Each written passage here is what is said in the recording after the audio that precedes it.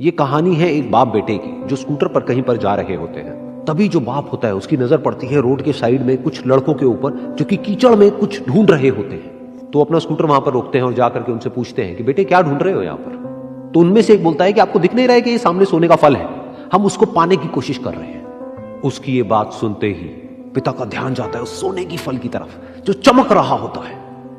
फिर उनके माइंड में कुछ इमेजिनेशंस बनने लग जाती हैं कि काश ये जो फल है ये मेरे बेटे के पास में आ जाए तो ना सिर्फ उसकी बल्कि मेरी भी जिंदगी बदल जाएगी। तो बिना सोचे समझे अपने बेटे को धक्का मार देते हैं उस कीचड़ में और बोलते हैं कि तुझे किसी भी कीमत पर वो फल लेकर के आना है। लेकिन बेटे को वो फल नहीं चाहिए होता है, उसके अपने कुछ और ही सपने होते हैं। वो बहुत कोशिश करता है अपने पिता को ये समझाने की कि मेरी खुशी इस फल में नहीं है, मेरी खुशी कहीं और है, मेरे सपने कुछ और है। लेकिन उसके पिता उसकी एक नहीं सुनते हैं। वो उसको धक्का मारते हैं उस कीचड़ में और बोलते हैं कि मैं तुझसे पूछ नहीं रहा हूं, तुझे बता रहा हूं कि तुझे वो लेकर के आना है। तो वो बेटा भी अपने बाप के सपने को सच करने के लिए अपनी पूरी जान लगा देता है और पूरी कोशिश करता है कि किसी तरीके से उस सोने का फल उसके हाथ में आ जाए। लेकिन जैसे जैसे वो हाथ पैर मारता है उस फल को पकड़ने के लिए वो और नीचे धंसने लग जाता है और फिर जाकर के उसको समझ आता है कि ये कीचड़ नहीं है, ये दलदल है।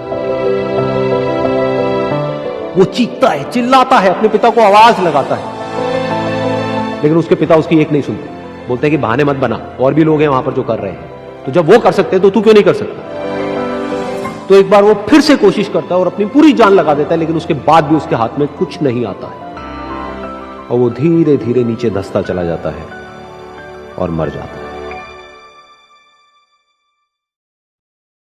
तब जाकर के उसके पिता को एहसास होता है कि उससे कितनी बड़ी गलती हो गई।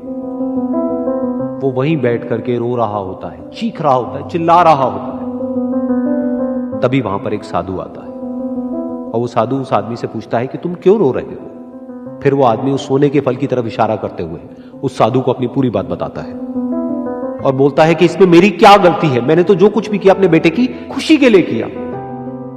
तो वो साधु उस फल को ध्यान से देखता है और उस आदमी को कहता है, जिस सोने के फल की वजह से तुमने अपने बेटे को गवा दिया, कम से कम एक बार ध्यान से उसकी तरफ देखा तो होता कि वहां पर कोई फल है भी या नहीं।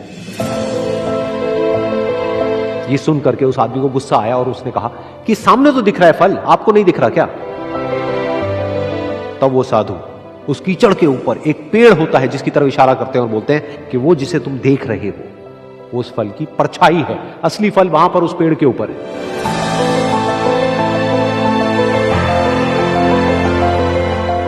फिर वो साधु उस आदमी को बोला कि अपने बेटे को जबरदस्ती धक्का देने की बजाय और उसको बताने की बजाय कि तेरी खुशी किसमें है, अगर तुमने उससे पूछा होता कि बेटा तू बता तू क्या करना चाहता है और तेरी खुशी किसमें है, तो ना सिर्फ तुम्हारा बेटा जिंदा होता बल्कि हो सकता है कि उसके हाथ में वो असली सोने का फल भी होता।